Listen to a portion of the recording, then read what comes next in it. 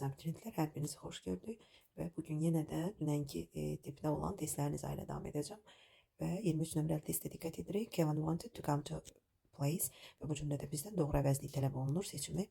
İkinci cümlənin sonunda isim görüb place, yer, məkan və 4 nömrəliyə baxırıq. İkinci tərəfdə s olanlar, absolutlar özündən sonra isim tələb etmir. Bu bir yanlış, yəni 4'lər yanlışdır. İkinci isə Kevin wanted, want ümumiyyətlə kompleks obyekti burada mürəkkəb tamamlıq.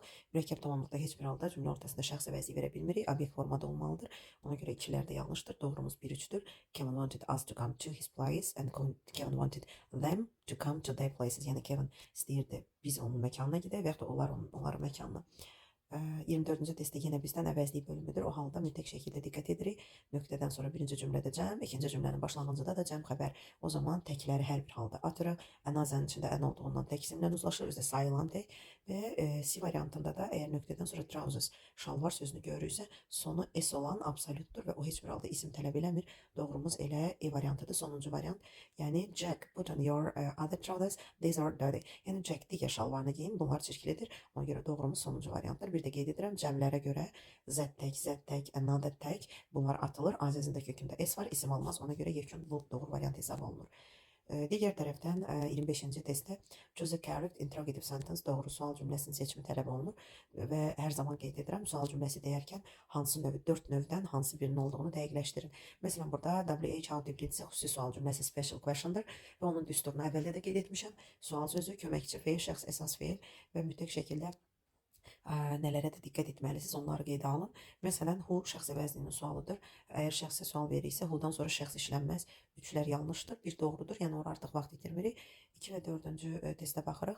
Ümumiyyətlə sual cümlələrinin hilələrindən biri də odur ki, did cümlədə varsa, o digər feili yanında keçmişini istəmir. Yəni digər feili əvvəlki zamana qaytarır. Yəni did olan yerdə sonraki feil indiki zaman olmalıdır. Məsələn, 4 nömrəlidə whom did Jane told deyil, tell olmalıydı. Çünki did onun keçmişini belə deyə əlindən almalıydı. Ona görə 4 də yanlışdır. 1-2 doğru variantdır. Növbəti testin izahına baxırıq. 26 nömrəli testdə yenə sual cümlələrdir.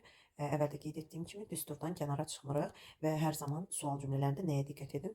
Məsələn, 2 feil sual cümləsində yan-yana olmur. Düstura əsasən tutaq ki, B variantında does cost. Çünki 2 feilin arasında mübtəda olmalıdır.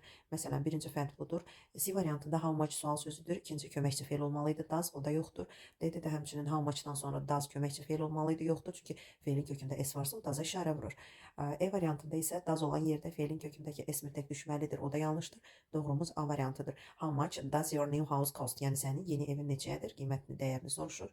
27-ci testdə bizdən exclamatory sentence doğru nida cümləsinə diqqət etməliyik.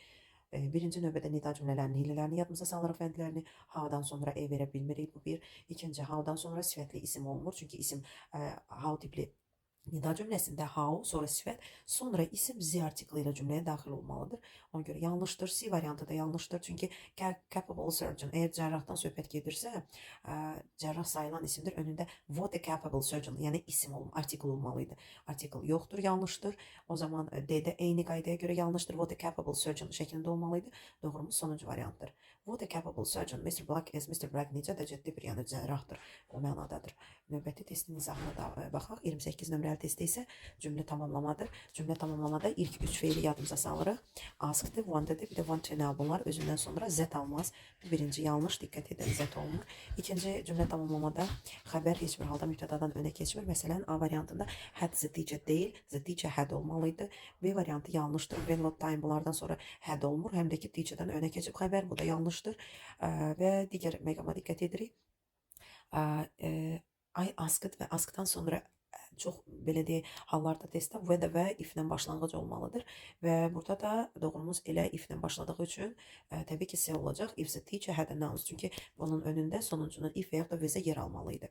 Ona görə növbəti cümləyə baxırıq. Make-up sentence, cümlə quruluşu. Cümlə qurarkən ilk növbədə cümlə tipinə diqqət edin. Doğru işarələri onsuz da verilməyib, amma biz ən azından tərcüməyə də diqqət etsək, artıq görünür ki, burada təsdiq cümlədir. Təsdiq cümlə birinci başlayır nə ilə? Mübtəda ilə. 4-lə başlayan 2 variantımız var. Deməli, the children, sonra biz xəbəri verməliyik. 4-dən sonra have been swimming. 4-2 şəklində. 4-2-dirsə deməli elə D variantı doğru cavab olacaq.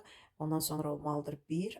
1-dən sonra biz poolu verməliyik. Deməli, the children have been swimming in a pool for 2 hours. Yəni doğru variantımız elə D variantı olacaq. Sonuncu varianta diqqət edirik.